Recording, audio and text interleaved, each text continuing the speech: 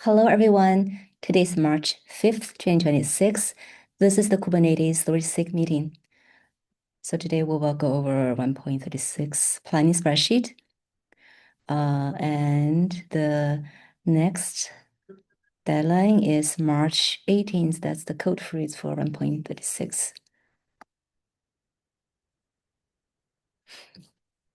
Okay, so the first item is CSI volume health. Is Herman here? Yeah, I'm here. So we are discussing the design. We're making progress. Like one of the things that we have been discussing is like to report the volume health from node via CSI node objects. So I'm writing a POC code and I'll propose the CSI spec changes for this, but it's just a design only but hopefully we have an agreement in this quarter. One of the things that we have been trying to do for this time volume health is like previously volume health was uh, like matrix only, but this design is like going for a remediation first approach. We are designing that the volume health proposal in such a way that it works for remediation. So like if you have any feedback or anything, I will just link the document again. Please get back to us. So thank you. Thank you, Herman. Okay, so next item's CBT. Right, the caps merge and then E2 test also merge. No, there is a PR that is submitted to update the CRD. So this is so this is there.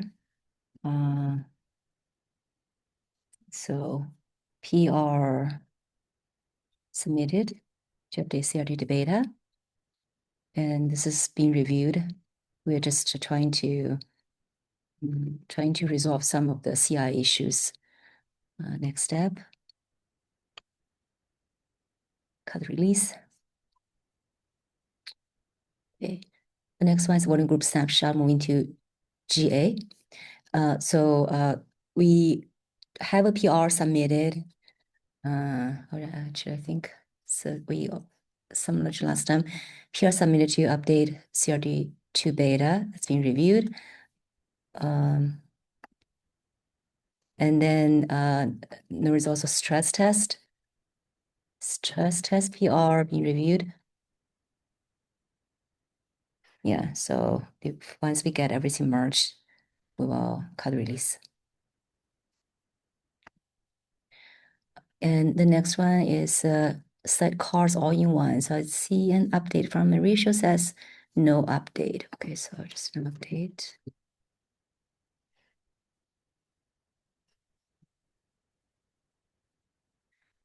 Next item, mutable CSI node allocable property.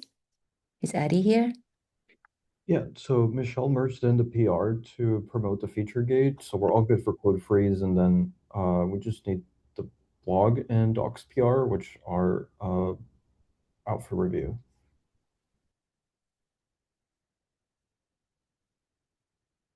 Thanks, Eddie. Next one is cozy overall move to V1 Alpha 2. Blaine here? Yeah, I'm here. Yeah, so from last week's meeting, we still want to have a bit more completion of Cozy itself. We still have some deletion items to implement as well. We want to have our sample driver working both for our own CI as well as so that we can have a good example for the blog. So we're putting the blog on hold for now while we finish some implementation things. I think timeline is a little hard to guess right now. We also have a few updates to make after the KEP was approved, but there are a few changes compared to what implementation had already been done before the KEP was approved. Sorry, your volume is getting lower and lower. I'm sorry. I think part of that is me. I've been sick, so I. Oh, sorry. Yeah, that's okay. Yeah, okay. Yeah, basically, looks like we're making progress, right? So, yeah, that's good. Okay, thank you. Yeah, thank you. Next one, integrate CSI volume limits with autoscaler, staying in alpha. Command. I have a PR out for the CSI driver object, the API change to make this an opt-in rather than default, and I need reviews actually. Need Michelle to review, right? Yeah, Michelle, Jan, my name, both of you can review. Okay. All right, so, okay, so yeah, we should actually add the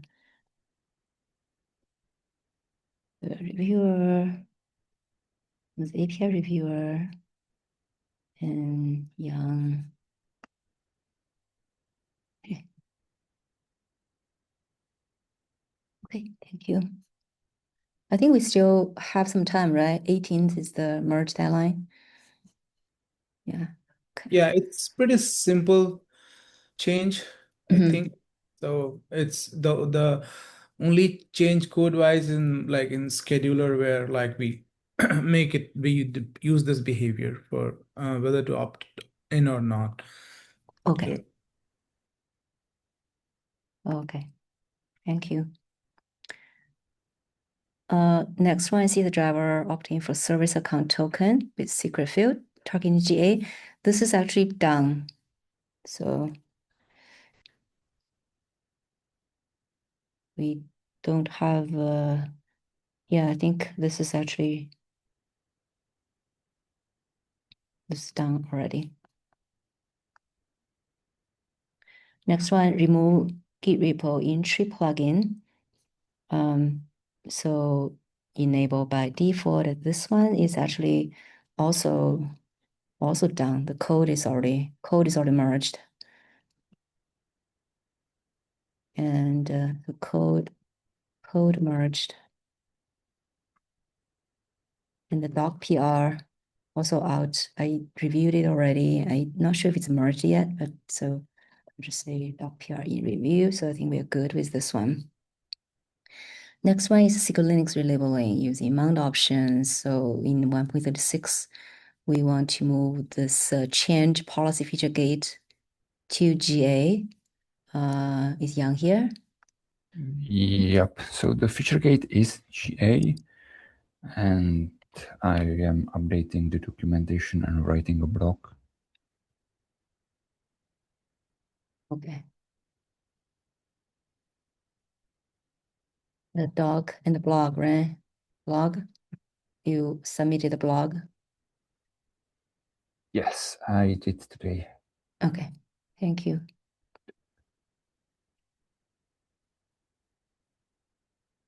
And next one, CSI migration Portworx. So this one is done, yeah. Oh, actually there was one, I think there was one PR in the provision repo. Is that for this one or for, maybe that's for this other one. Sorry, I think this one is done. Yeah, this one done. Maybe we should just mark this one as done. Oh, this is already marked as done, okay. So next one, always owner reclaim policy. This is also already GA. We just want to remove the feature gate.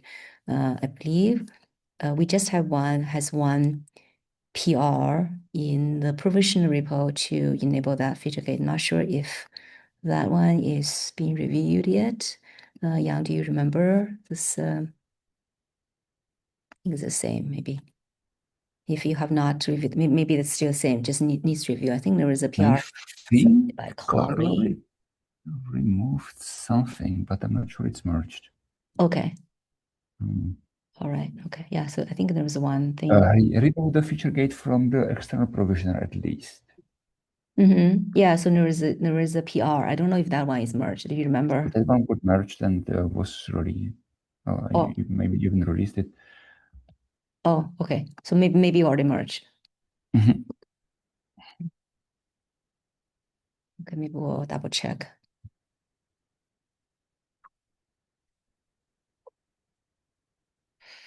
And okay. The next one is snapshot topology. Yeah. Okay. So I see, is Rafael here today? Hello. Yep, Hey. I'm here. Yeah, so on Tuesday, I published the KEP and the issue PRs. I linked them. If we move to the left on the spreadsheet, I put the links there. Okay, I don't But know why I yeah. couldn't see it, but okay, I'll add that later. For some reason, this one, I don't know No, why. yeah, I just added it now. Like I Oh, didn't know I okay. could comment on here, so Sure. yeah, Yeah, yeah. that's fine. I was I don't know why this one is like this. Maybe if I accept this one, yeah, okay, I'll fix this one later. I don't know why this is Okay. become this color. All right. So next Okay. one is a voting replication. So Martin, not sure if Martin's here. I am. Okay. Yes. Okay. Nothing new to report this time. We are still working on getting public support. Hopefully we'll have a better update next meeting. Okay, so I'll copy the same thing here. Just copy paste, yeah. Yeah. All right, thank you. Okay, so next one is report when PVC was last used. Come on, Jan, have an update for this? Yeah, the PR is out with the API changes. We are still waiting for I'm reviewing it and Roman has reviewed it. So the API change is good. And yeah, so the waiting for controller change basically that actually sets that field. Okay, I think we also, this one we need a API review, so I'll put Michelle's name here. Yeah. Is Michelle here today? Maybe she's not. Okay, maybe we'll ping her. So there are two. Looks like there are two PRs. I'm here. Oh, hi Michelle. Yeah. So Yeah, you have two PRs on my list. okay.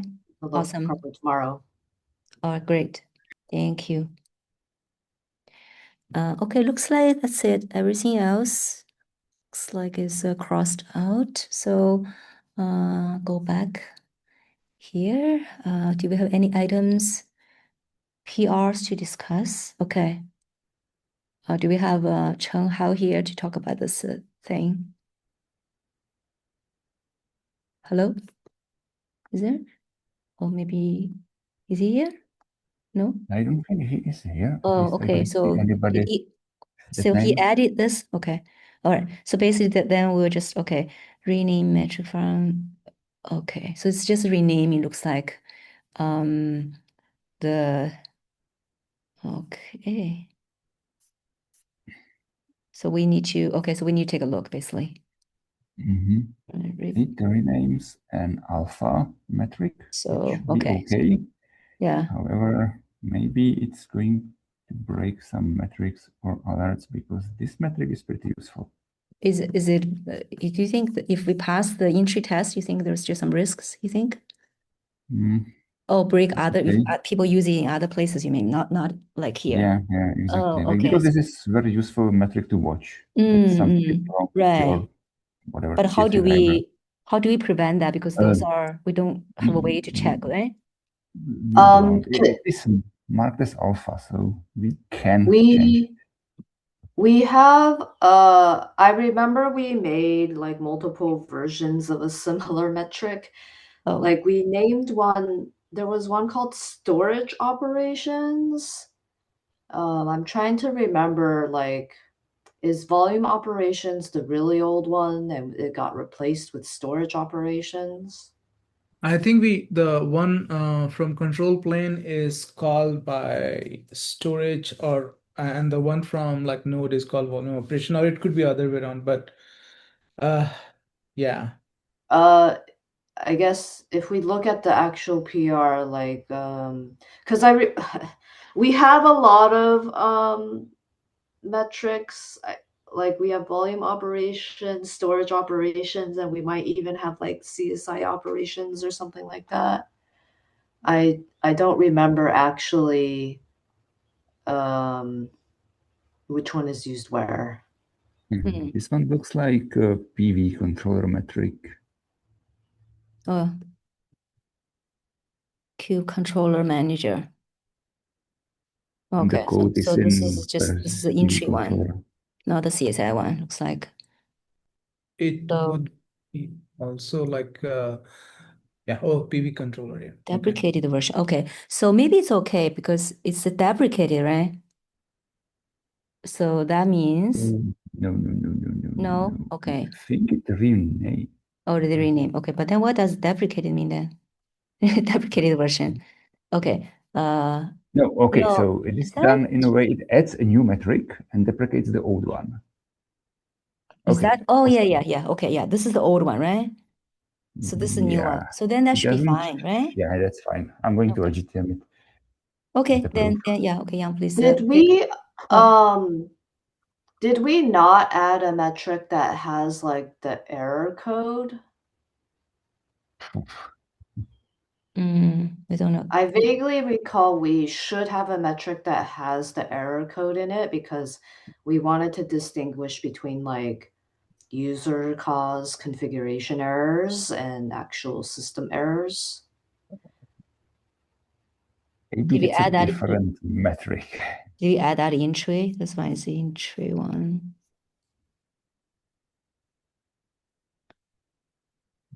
Okay, so It has just the plugin name and operation name.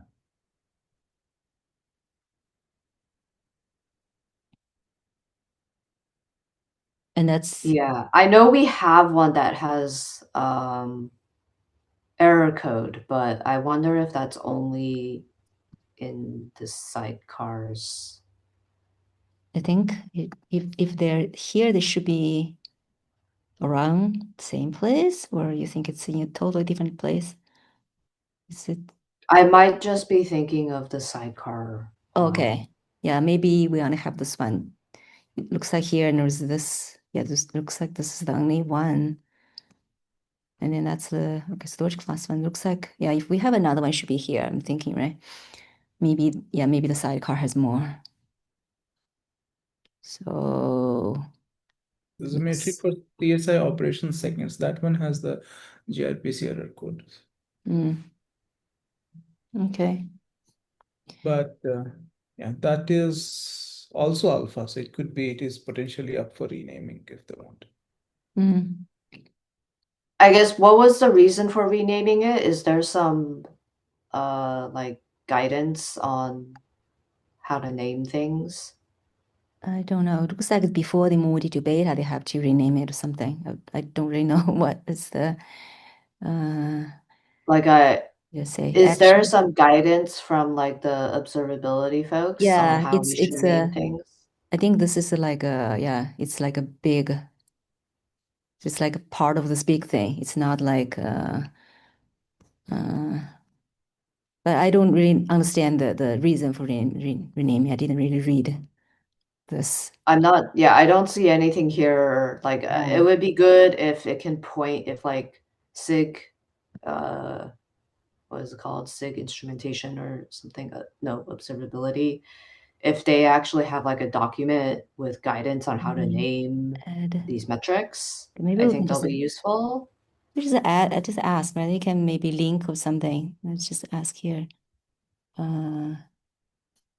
Is this still okay? Prove. They have some guidance about like when the total word appears. In this case, it appears in the middle. Okay. And they say it should go in the end. Yeah, for the counters, cumulative counters and things like that. I think these are histogram, but same thing applies. So I remember that being an issue in some of the Maybe in the maybe it's somewhere maybe. Yeah, Okay. I'm not sure. Couldn't tell by just looking at that.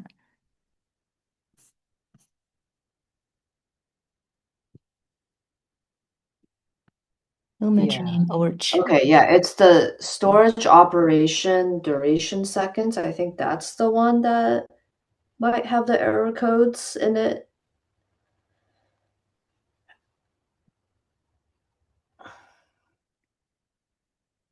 This is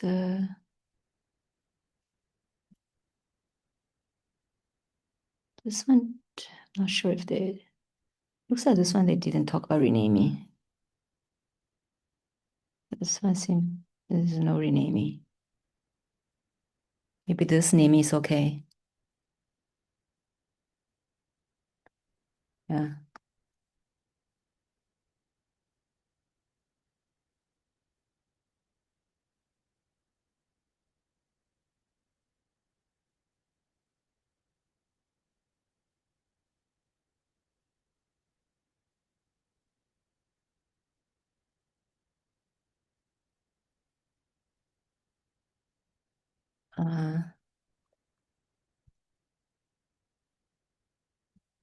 It's still arrow here. worth asking before LGTMing, why are we renaming it?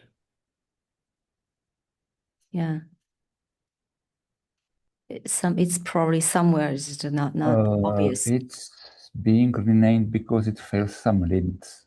There is metric linter, and we fail. It's naming convention. Okay, so Eddie have this link, Prometheus naming convention.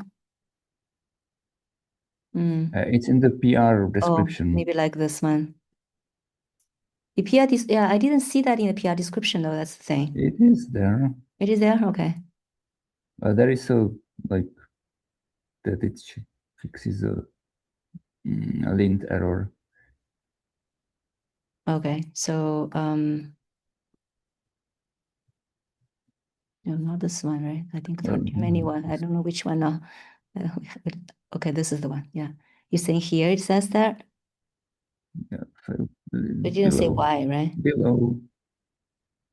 Failed to grade. Almost. Yes. Now. Up. Sorry. Oh, Zoom is slow too. It's in the first comment. It's in the description. Oh. At the bottom of it. In the description. In the PR description? Yeah. Yeah. Almost. Oh, this one. Oh, okay. So there is a this actually returns some. Yeah, there is a linter apparently. There's a linter. He added the linter. I Is have that no what clue. If I write the test with it will return. So And there is let's so there is a linter there already prevent you from having this kind of name basically. You should have total. Oops, sorry.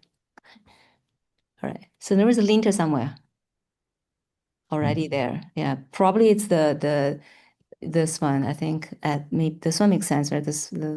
I did share this link. It says it should name it like this. It's probably following. You see, all of those are total is at the end, not the other way around. Total is not in the middle at the end. It's probably just a Prometheus naming convention. Maybe we'll just add somewhere here. Yeah, at least we were talking about this one. It makes sense. Okay, I'll add this one. So okay, so you guys want to take a look, or Yang, or yeah, I will probably LGTM it because it doesn't break anything. Yeah. And maybe it fixes some lint errors. That sounds good. Sure. Sounds good. Thanks. Okay, so the next one is inline fix link file owner UID product service account. Okay, this is a feature thing. That's a new cap. No? Kevin here. No? This is a bug. Oh, it's a bug fix. Okay. Yes, bug fix. I'm interested how it is a bug because the owner of a link, of a symlink, should not really matter, at least on Linux. And what matters is the target owner. It depends on how the your link app is owned by a root, anybody can read it or dereference it. I think it depends on how your app is checking the ownership, whether you do a stat or else stat. It's not because the link file itself has permission on this as well. So if you read the file, if you, I don't know, open it, then kernel does the reference and the owner doesn't matter. Yeah, but there are two kernel calls. There is a stat and there is a else stat, I think. We need to... yeah, like if you call explicitly else stat, it will give you, well, one of them will give you the owner of the symlink, But Yes. again, it should not matter. Like, why should it matter? So if your app is checking the ownership of that file and you are doing an LSTAT, it will show you root. Yes, and what's the problem with that? But the software that can enforce ownership, like MongoDB, Postgres, they would check the ownership of the files.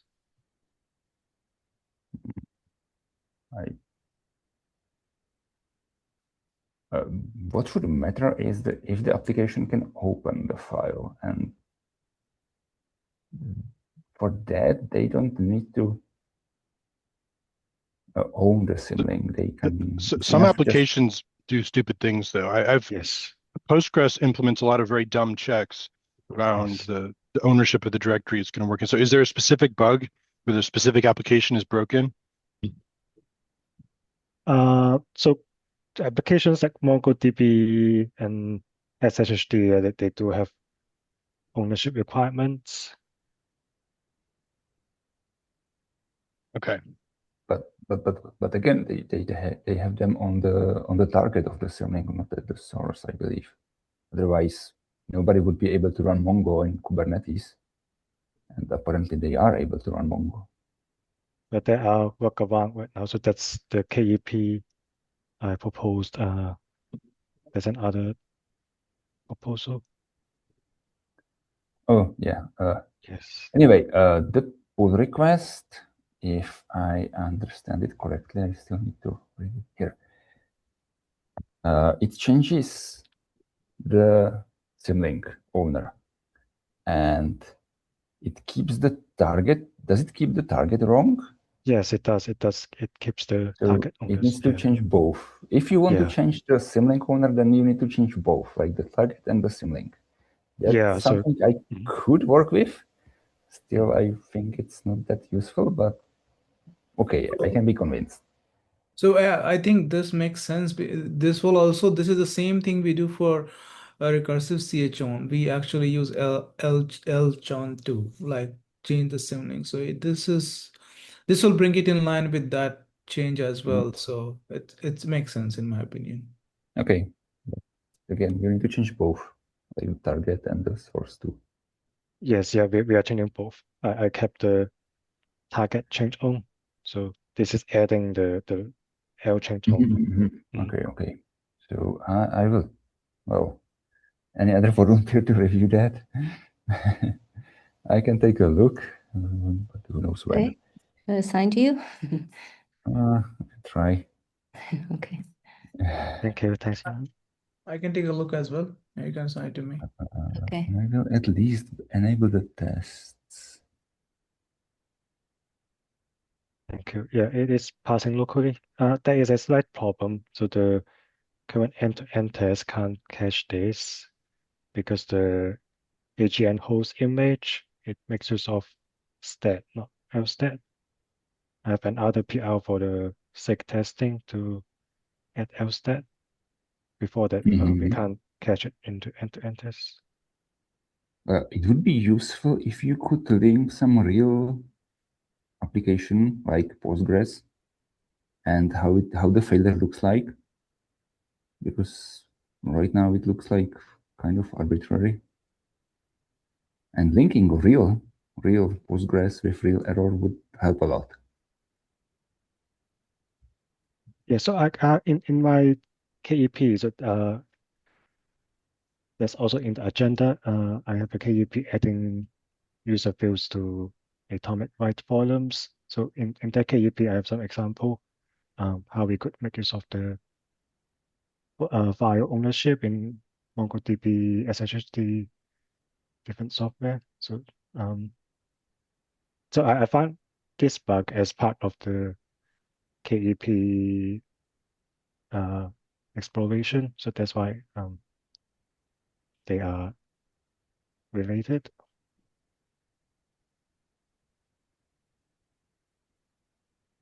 Because when I do a POC of that user fields KEP, I couldn't get the link owner to change. So that's why I found out this bug.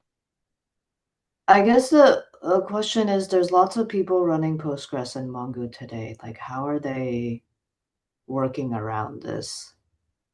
Yes, I've documented the workaround in the KEP as well. So there is a Okay. workaround. You can use a init container, run as root to change the owner of those certificate secret files.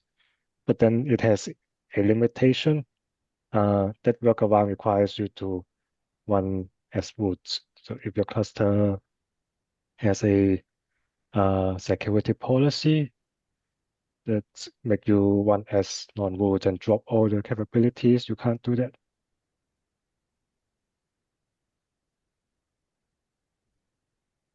Okay, so this is your tab. Okay. Yes.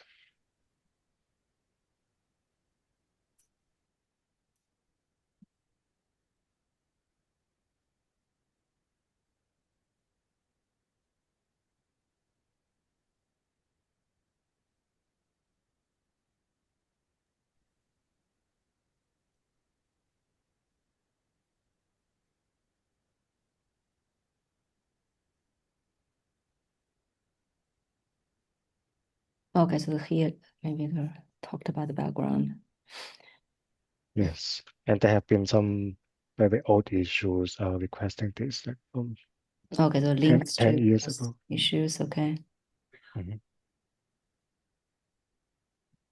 Yeah, talking and talk that they suggest this change a few years ago. So that's why I'm raising this. Mm.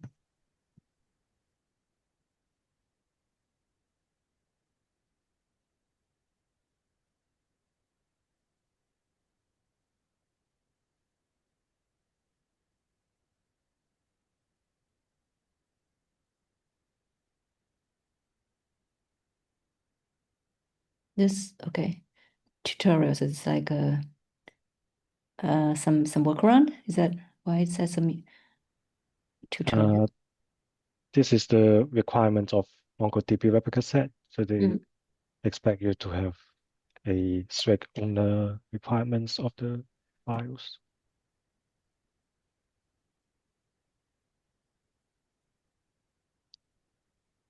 So they said the key file must not have group or world permissions, and it has to be owned by the user running the process.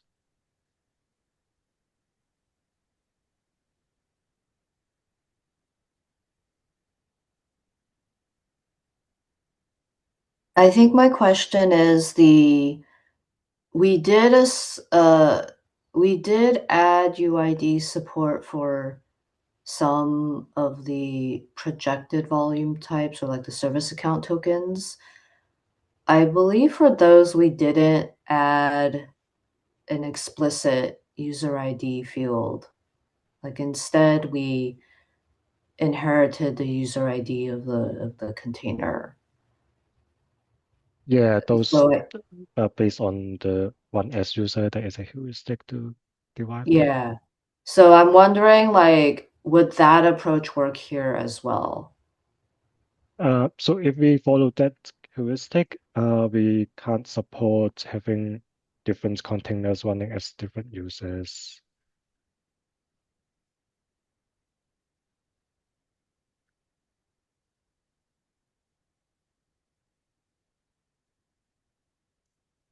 Mhm. Like if we have a sidecar running as a different user, needing a different owner UID, we can't support that use case. Can it inherit the, well, I guess you would need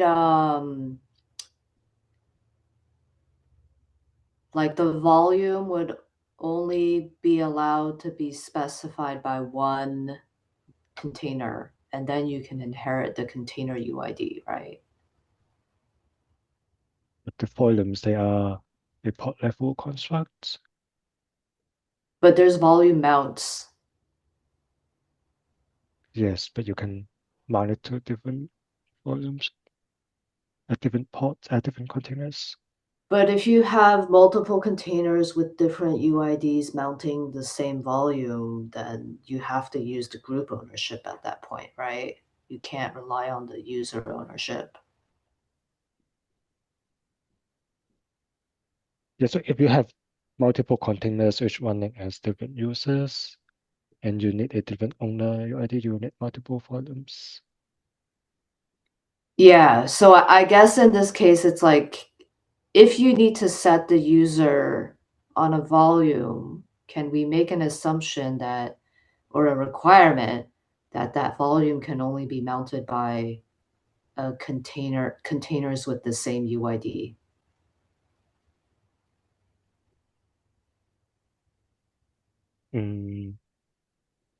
I think this would work, but then it is potentially more complicated.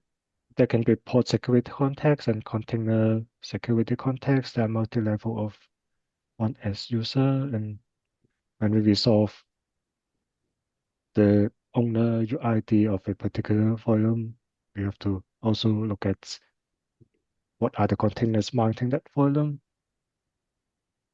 Yeah, I mean, Yeah. the reason why I'm thinking about this is because if we add one more field to the volume types, that's just one more thing for a user to misconfigure or get wrong.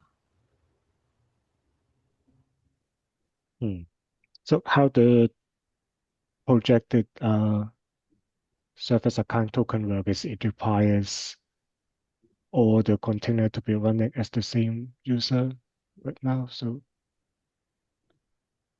Okay.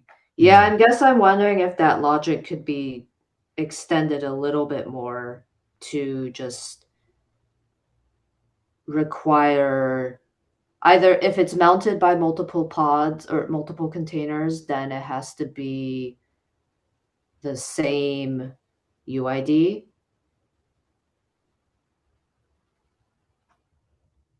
But yeah, I don't know. I feel like it's missing a lot of use cases if we implement it that way.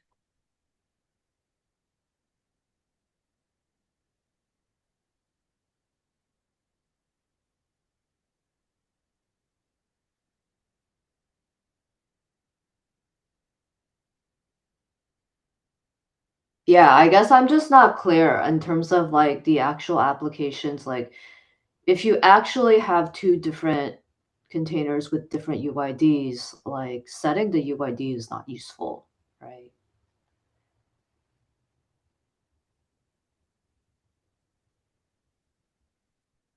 Are we talking about the real UID or like a mapped UID? Because mapped UIDs make this problem even worse. I think we're not even thinking about mapped UIDs at this point. Okay. Yeah, it's just the one as user and the UID within the containers.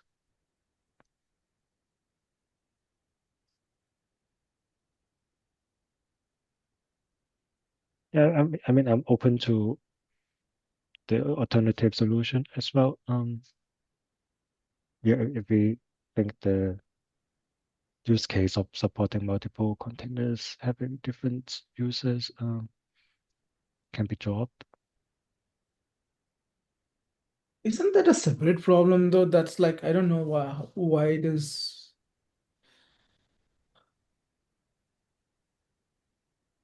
related to like that seems like a separate problem. Sorry.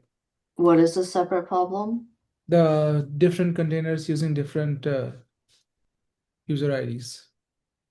Like I think my suggestion was basically like we can infer the UID to set based off of some, like the container or pod UID settings. But then I think the argument for explicitly setting the UID of a volume is if for some reason you want to set it to something that's not the same as the UID of the container. For some reason, you have multiple containers running as different users, and you want different UID per container. And then other potential drawback I can think of is if we derive the user ID according to that heuristic, how can we opt out of the behavior? we would be changing the default behavior. Yeah, that's true. Yeah, it might be a breaking change. They used to be owned by root, and now they will be owned by the one S user, which may not be preferable. Yeah, I think for the projected volume cases and things, we actually wanted that to be we wanted that to be default behavior. Otherwise, like every single pod would have to change. Yes, but for this case, a config map secrets, they are widely used, and it's not preferable to change the behavior, the default behavior. Yeah.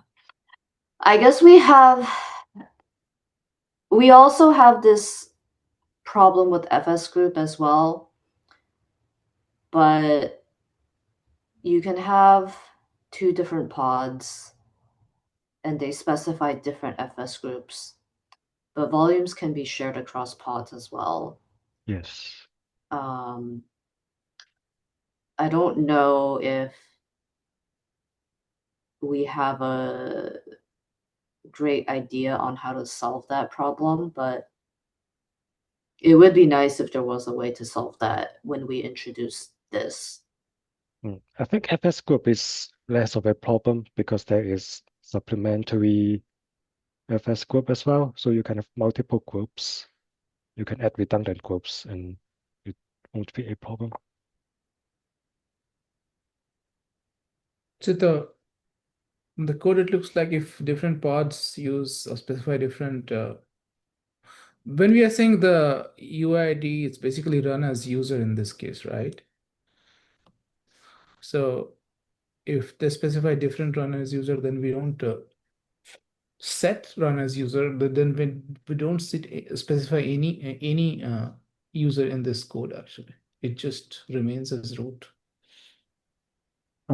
So for the cap, if you go to design details, that's what the proposed API spec changes. You can specify a user forum.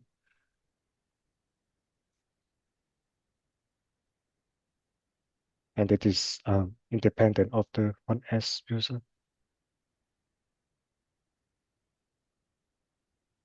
Oh, are we okay? Sorry, I missed that. So we're only doing this for the atomic writer volume types. Yes. Okay, which are per pod. So you wouldn't have like volume shared across pods. Yeah, only shared across containers within the same pod.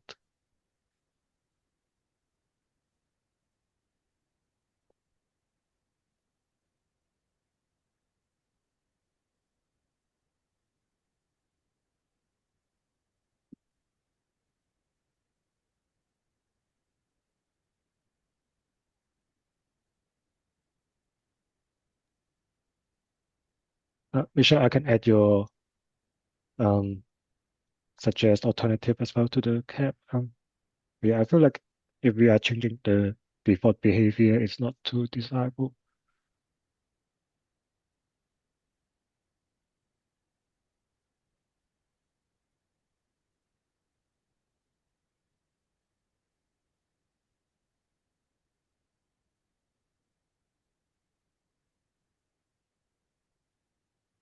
Are any of these types the types where we do have the heuristics? The security, the service account token. Yeah. Yes, service account token cluster trust bundle port certificate. So we would have to do a fallback. If they didn't specify default user or user, we will fall back to the heuristic. Okay.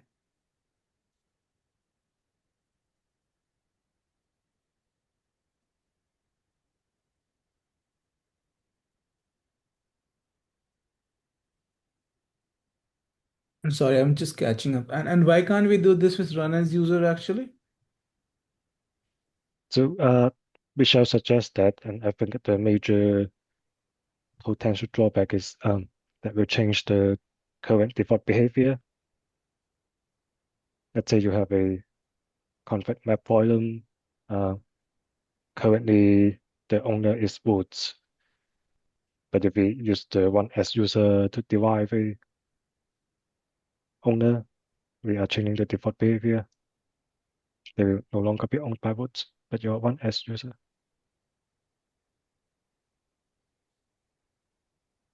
But this is confusing actually for end users to configure one more. It's optional. You don't have to configure it if you don't need it.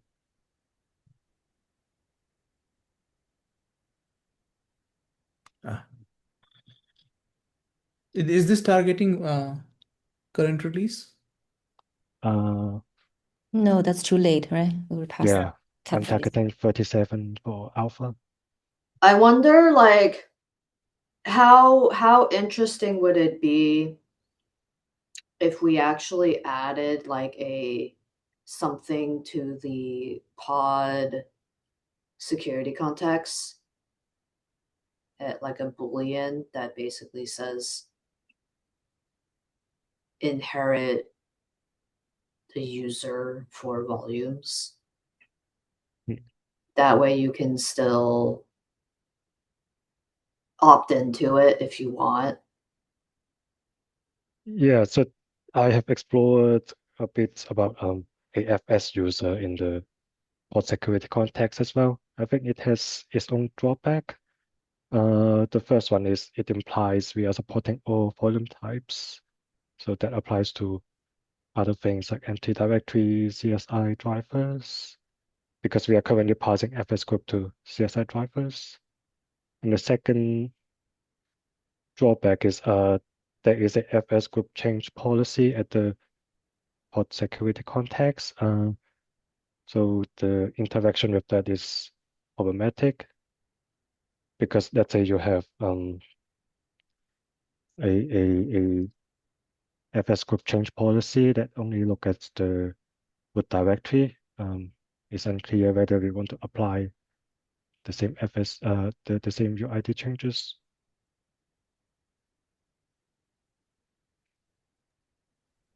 Wait, so that only happens if you have FS group mentioned in the pod spec. So Yeah, but then the FS group change policy, I believe it was introduced to speed things up, to not look too deep. yeah. Yeah, and then if we introduce a FS user concept in the pod level, we will be looking at doing things recursively as well. And But if the we FS introduce, group change policy already says that it has no interaction with for ephemeral volume types. The API already says that. I mean, I wrote the change, so I remember. yeah, but then if we introduce a concept at the pod level, I think it starts to imply that we are supporting more volume types as well, not just atomic byte volume. I mean, you can name the field so Mhm. that it only applies to certain types or something. But anyway, I think in terms of next steps, like, I think I just need to dig into the history because I know this has been an ask since basically the beginning of Kubernetes. Yes. And I need to understand in terms of background, like what were some of the concerns of that and like why did we not actually add it in the beginning?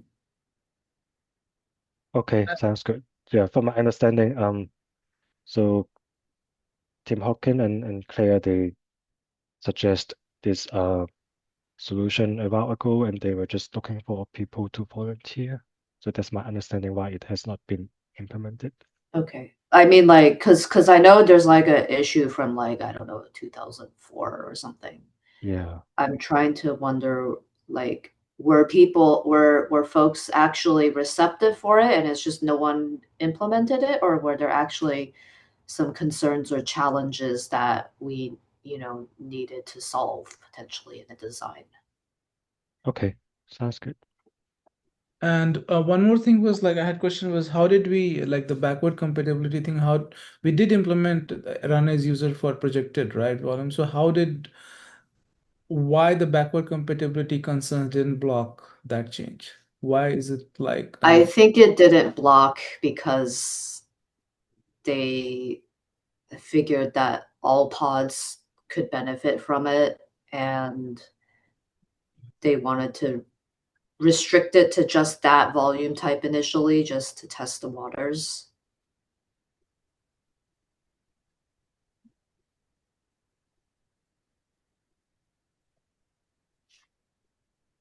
yeah, but run as user it doesn't apply if you have conflicting run as user for different containers. Then we don't do anything. Yeah. I like to understand, yeah, as well. So Okay, I guess yeah, let's take a look of this cap and we can discuss about this later in another meeting. Okay, Thank you. thank you, Kevin.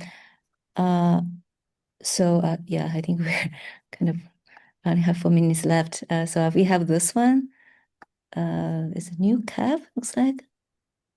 Enhance storage capacity tracking is I don't know who. Okay, so who added this? Is that Nelson or somebody else? Want to talk about this? It just appeared in the Google Doc. I just accepted the suggestion. But okay, is but the I don't know whoever who. added this is the person here to talk about this, or just we just take a look offline? I guess we can do that. Enhance. So this is the existing storage capacity tracking. Is that's the maybe it's to enhance the existing thing? Yeah. Okay. Scheduling. Okay.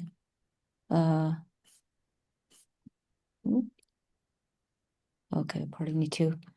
Okay, so we probably need to take a look. So this is basically Jesus, not multi-pool capacity reporting. Oh, multi-pool capacity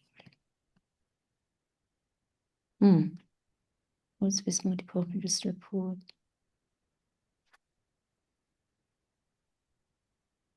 Oh, is this does this actually look at the storage topology? This is enhancing the feature that was implemented a while ago. The one that Patrick just added, right? to be able to report like available capacity for provisioning. Yeah, I was just wondering if this one, because I remember that one does not address the storage topology. I don't know if this one addressed that or it's still not. No, this one does. Oh no, this doesn't address storage topology, right? This is targeted for like the local volumes. Okay, so still okay. But now there is like a multiple pool. Okay. Yeah, I don't know what that multiple pool means, but need to take a look, I guess. Okay. Where's the reservation?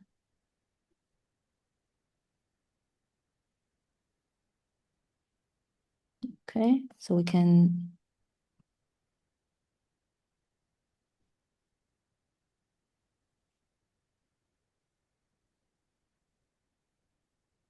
Okay, I guess this is just for our information. We can take a look of this then. Sounds like Michelle, you maybe have already take a quick look of this one. No, I haven't. Oh, I thought. Oh, okay. Okay. All right. Because I don't. But okay, we can. This is it's for not for this release, but we can take a look of this one. So now Command. Okay, this is warning house. I guess we don't have time to talk about this command. There's 1 minute left. We can talk about this in the next meeting. I'm not sure if Command is talking. I guess we are running out of time talking about this. So we can add this in the next. Oh, so okay, I did this one. I didn't get a chance to talk about this one. Also, maybe in the next meeting, I think. Yeah. So this is just some old repos. Do we want to archive them? Right. So folks, please take a look. But I will copy this in the next meeting. Okay, next time I move this one in the beginning so we can talk about this one first. Okay. All right, I think that's it for today. Thank you. Bye.